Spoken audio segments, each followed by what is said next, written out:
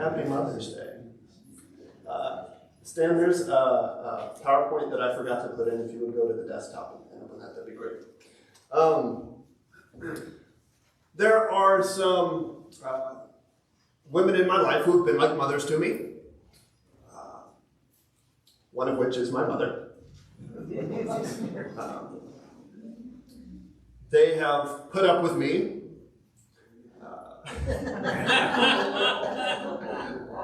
And I've appreciated that. I reflect sometimes on how difficult it was to raise me, how much resistance I put up against my parents from time to time, and also the resistance that I would put up when some of the spiritual mothers that I would have in my life would say, John, you might want to do something a little bit differently. These women in my life, in addition to a number of men who have helped me to have some sort of structure in my life, have some sort of spiritual house with which I can better understand what God is trying to direct me toward. And so this morning we're going to look at a structure in Exodus known as the tabernacle. We're going to look at or consider the Spirit. And then we're going to ask ourselves about the structure that we've developed over time and whether or not it's big enough or comfortable enough for the Spirit of God to dwell within it. So, to kick us off, we're looking at the tabernacle. This is obviously a recreation of the tabernacle. It is not the tabernacle itself. They didn't have cameras back then. But this is kind of an idea of what maybe that outer part of the tabernacle could have looked like. I'm sure some of you, if you imagine this, would draw this a little bit differently. That's okay. But when we look at this, we see a boundary on the outside. We see that there's an entrance. And we see a bunch of stuff within it.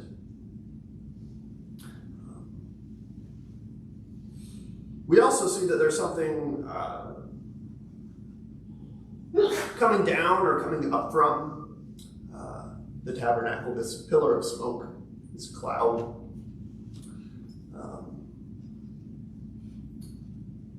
And that's very important.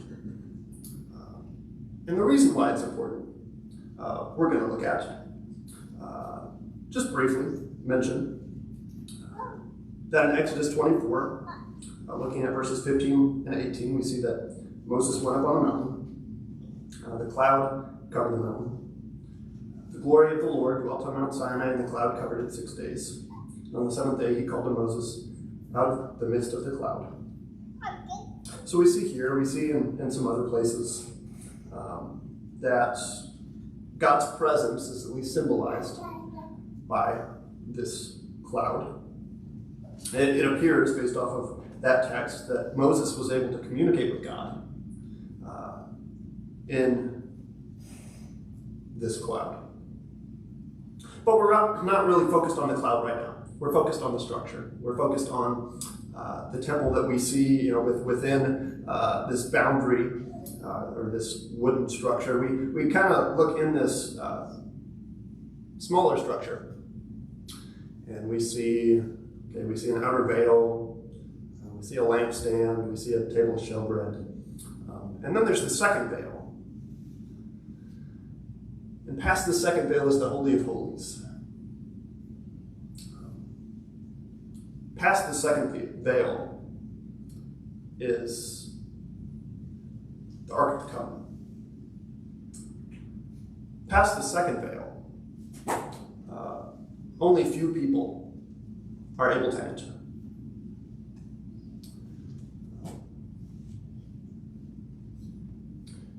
When we think about who we allow into our lives. Some people are just allowed past this first entrance. But others, we allow them to come a little closer to us. And we're not trying to compare ourselves to God, but I think that this is a good illustration when we talk about structure, that some influence us more than others. It's not so much that we consider ourselves to be so holy or so righteous that only few can come close. But we only allow few into that space. What do you notice about this structure? We have one more picture. This is a life-size replica of what the tabernacle could have looked like. And so can you imagine yourself kind of in this sort of a setting? Don't see a lot of corn and bean fields. It's pretty flat, pretty dry. You see some vegetation, maybe some water up in the top left corner of that picture. You can ignore the road that's in the really top part of that picture. But can you imagine yourself being part of Israel, traveling with this pretty large structure? It might seem like a lot to carry. It might seem like, not everyone's going to get to go into the Holy of Holies, so what benefit do I have of carrying this around? We could ask a lot of those questions. But again, we turn our attention back to just the structure. We see the structure. It's visible. If we were here, then we could touch it. Right? If you were here, you would smell some different things. Maybe some things you wouldn't want to smell. But maybe also some incense, some candles burning. You would hear some things, again, for better or worse. And it wouldn't necessarily be, at least on the outside of things, on the inside of things too, it wouldn't necessarily be the cleanest place. And yet, we see God's people dwelling around this tabernacle. We see God's people entering into this tabernacle, and a select few entering into the Holy of Holies. What's the purpose of the tabernacle? Let's look over at Exodus 25, verse 8, real quick.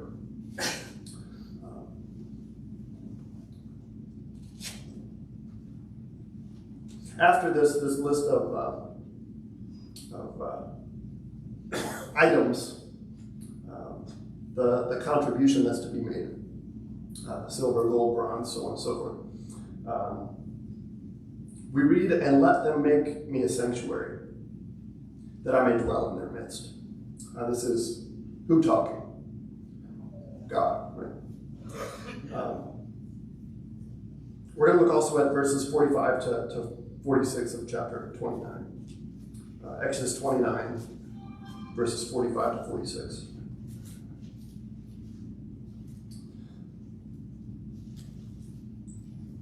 The Lord says, "I will dwell among the people of Israel, and will be their God. They shall know that I am the Lord their God, who brought them out of the land of Egypt, that I might dwell among them. I am the Lord their God." So God is dwelling in their midst. How is God dwelling in our midst?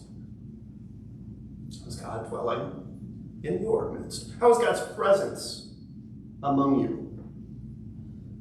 Do you see a cloud of smoke that leads you all these different places? That follows you all these different places? I'd like to go back to the cloud. Is God a cloud?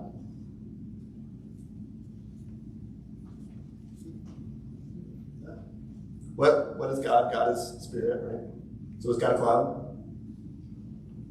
No. He's symbolized by this cloud.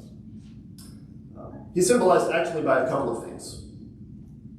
We see the cloud in Exodus 24, 15, and 18. But this cloud represents his divine presence. It is something that Israel can see, even though God is spirit. It is something that they can follow. And one thing that's interesting to me is that Moses enters this cloud, meaning that he enters the presence of God. Israel is left behind whenever Moses does this. Not necessarily very far, but Moses is the one who ventures into the cloud to interact with God. Now, imagine for a moment, it's a really foggy day. And the fog kind of locates itself in this one place. And the fog is a little darker than a normal fog. It's not just a gray cloud, it's kind of a black cloud. And if you see a black cloud, you know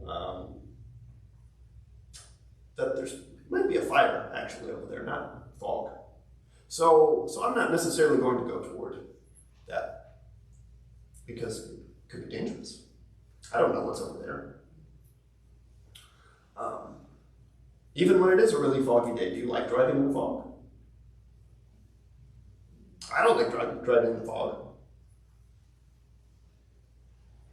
Especially if it's a heavy one. I don't know where I'm going. I'm just trusting.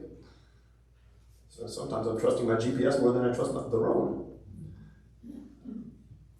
But Moses enters this dark cloud. And that seems like such an ominous thing to me. And it leads me to the question, does entering the presence of God ever seem ominous to us? Does it ever seem kind of scary? Does it kind of make us uncomfortable? Knowing that God is who he says he is? We see also, speaking of fire, that there is a sense in which God is represented by fire. Chapter 24, verse 17. Now the appearance of the glory of the Lord was like a devouring fire on the top of the mountain in the sight of the people of Israel. And this is where, looking at verse 18, we see that Moses entered the cloud, went up on a mountain. Moses was on the mountain 40 days and 40 nights. So again, we ask the question, is God this physical element of fire? Well, no. But the fire represents a characteristic of God. We recognize that God is formless,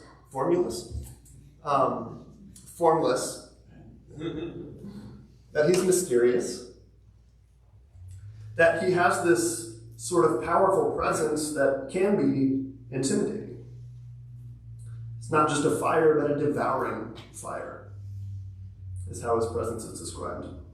The glory of the Lord.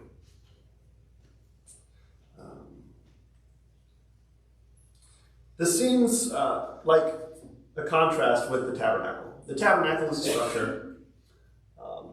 The tabernacle, if fire gets close to it, it's probably going to burn up. The tabernacle is something that is much more manageable, much more understandable than these elements, the cloud, the fire, that represent the presence of God. But God is spirit, we can only really begin to describe him in this sort of way, what he's like. We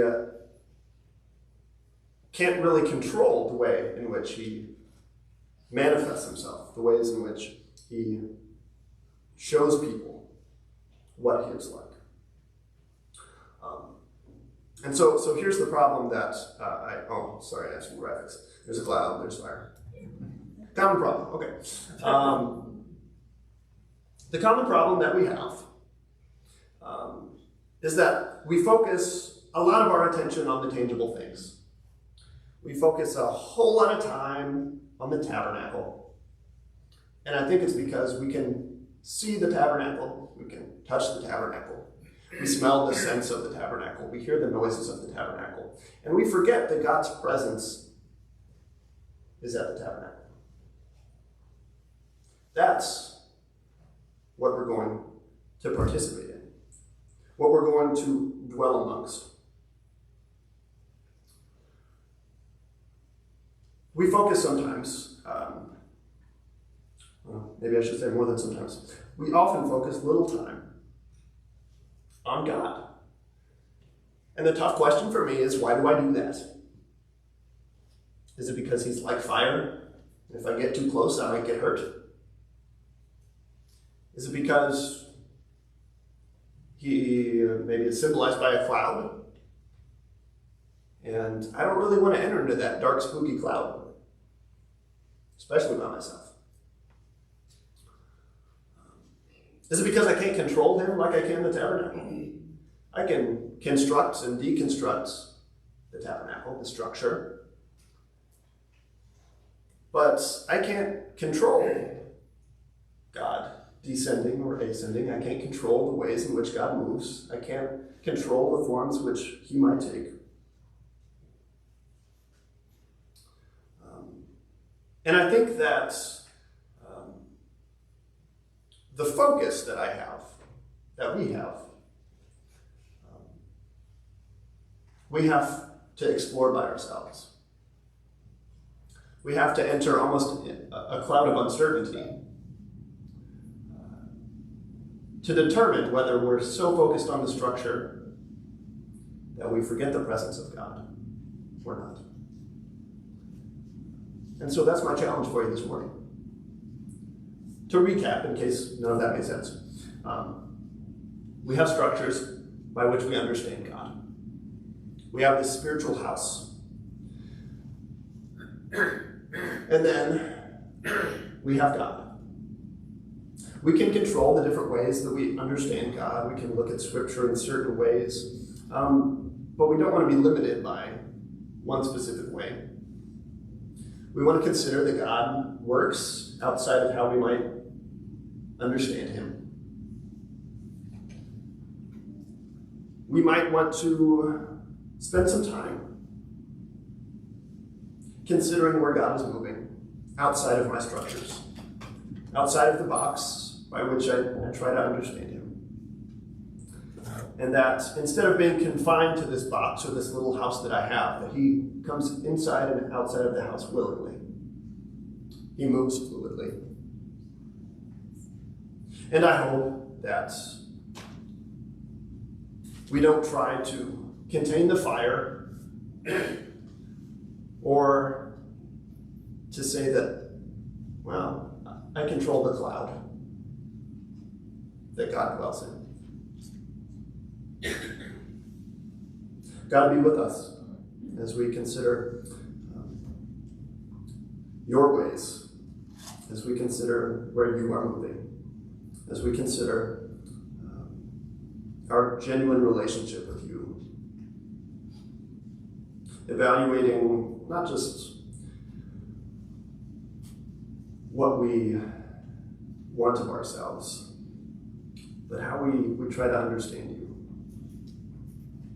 How we try to conceive of a being that spoke and created the things that we can see and touch and smell. The being who is able to comfort us beyond our understanding in spite of our deep groanings. The being who is better than any other being that could promise us fame or fortune or power or our desires. God, allow us to be okay with you as cloud, as fire, as elements that we can't control, and simply appreciate who you are. And don't allow us to try to confine you